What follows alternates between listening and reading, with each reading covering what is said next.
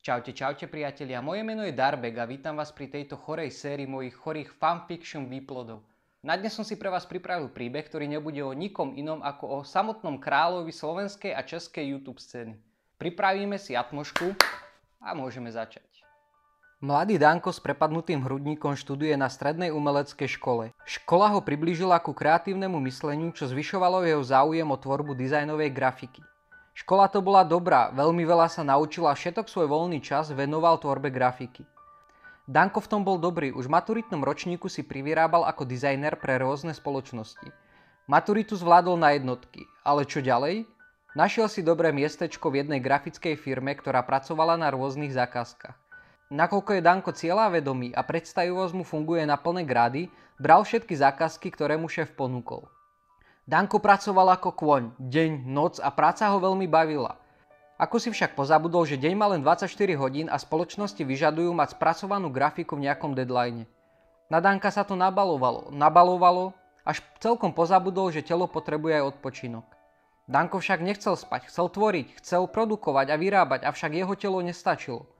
Hrudník sa mu začal ešte väčšmi prehlbovať, málo jedol a málo spal. Až kým neobjavil ten zázračný mok, energy drink. Danko naberal svoje sily, bol stále silnejší a silnejší a silnejší. Myslelo mu to stále viac a viac. Všetky svoje zákazky stihol odozdávať v termínoch a sa vypracoval na manažéra oddelenia pre grafiku. Mal pod sebou tým troch ľudí, ktorým vládol, avšak ani jeden nepracoval podľa Dankových predstav. Jeden to flákal s termínami, ďalší neprodukoval takú kvalitu, ako pán manažér očakával a posledný sa mu jednoducho nepáčil. A sa stalo to, že Danko všetkých do jedného vyhodil. Vypadnite vy darebné škaredé ksichty, nie ste ničoho hodní, ste len obyčajný plevel. Netuším, Danko asi nemal tímového ducha, ako sa riadia ľudia to tiež asi nevedel, ale zostal na prácu sám. Na ramenách mu ostalo 3-krát viac roboty a ako ináč to zvládnuť ako energetiakom? Danko ich pil stále viac a viac, jedol stále menej a menej a to, čo je spánok, Danko už dávno zabudol. Avšak jeho tvorba bola stále dokonalá. Zvládal všetky zákazky odozdávať v termínoch, peňazí mal viac ako majú v Indii bohov, ale nedalo sa to zvládať. Hlava začala vypovedať a chcela sa utrhnúť a utiec preč od toho nesvojprávneho sadistu. Utiec čo najďalej a už len posielať výhražné listy za to, čo spravil. Hlava sa mu jednoducho zavarila. Najskôr začal škúliť, to sa dalo vydržať. Neskôr chytal tyky, ruky a hlava mu začali strieľať ako na koncerte heavy metalu. Nakoniec však stratil reč a začal sa len smiať. Jednoducho sa len smial a to všade a za každej okolnosti. To asi nebude dobre. Rodina sa mu snažila pomôcť a nakoniec ho aj prehovorila. Na silu. Keď prišli páni v bielých plášťoch s kazajkou, Danko sa len smial a metal svojimi rukami a hlavami. Vtedy si Danko myslel, že má hlav viacero, veď je predsa trojhlavý drak. Avšak nepomohli mu ani plamene, ktoré chrlil zo svojich troch hlav. Danko sa ocitol v peknej bielej izbičke, ktorá bola celá obalená v molitáne. Prišla prvá kontrola a doktor Šialený, príde mi to ako zábavné meno pre psychiatra, začal Danka vyšetrovať, skúmať a študovať. Danko sa vo svojej predstave zmenil z trojhlavého draka na strážcu vesmíru a veľmi rád sa morfoval. Rád chránil zem pred darebákmi, ktorí chceli zničiť svet. V deň, kedy mala prísť účtovná zavierka jeho hlavy, prišla do nemocnice celá rodina. V tom čase bol už Danko pirát a ozbíjaval všetkých námorných pocestných.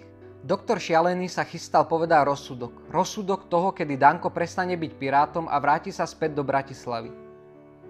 Všetci mali zaťaté peste. Sviečky na tortách silno blikotali a každý s napätosťou počúval, čo z Danka bude. Ako vám to povedať, povedal doktor. Danko je silný mladý muž, avšak prácu, ktorú vykonával v takej kvantite a časovej tiesni z neho spravilo: Danko, čo si to vlastne teraz? Ja som pirát!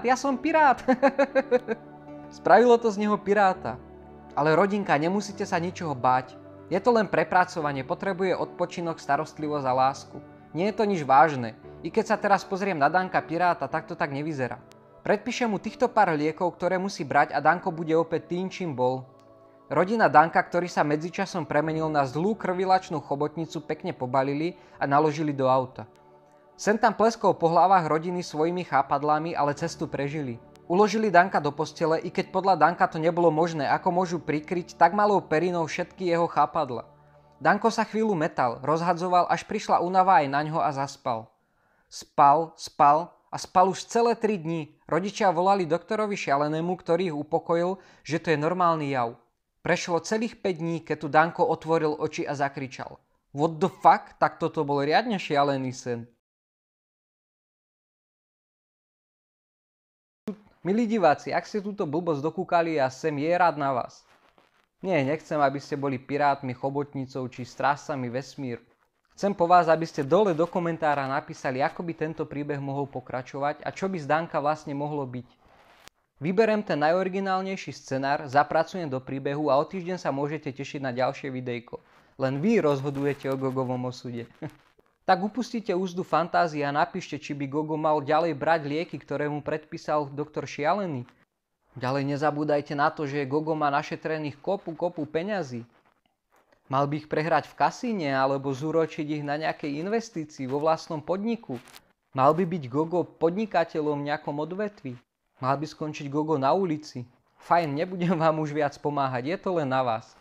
Ak sa vám toto originálne videjko páčilo, určite mi dajte like.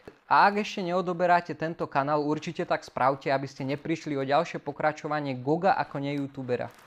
PS Gogo, ospravedlňujem sa ti. Keď to teraz počúvam, pripadá mi, že do opatery doktora Šialeného by som mali správe ja, nie ty.